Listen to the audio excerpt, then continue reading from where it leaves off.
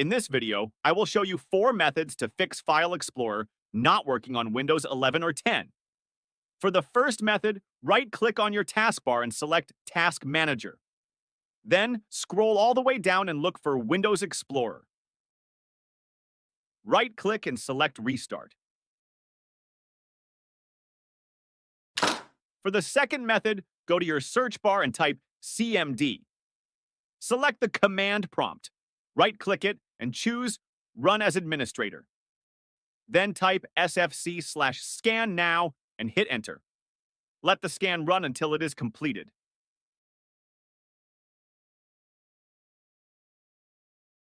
For the third method, go to the search bar and type Control Panel.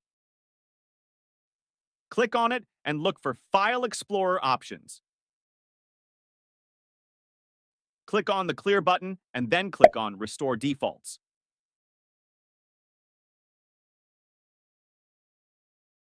You also want to change Open File Explorer as to this PC. Click on Apply and then OK. If none of these worked, go to your search bar and type msconfig. Click on the System Configuration option. Then go to the Services tab.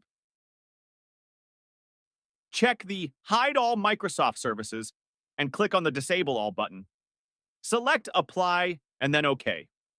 You will have to restart your computer for the changes to take effect.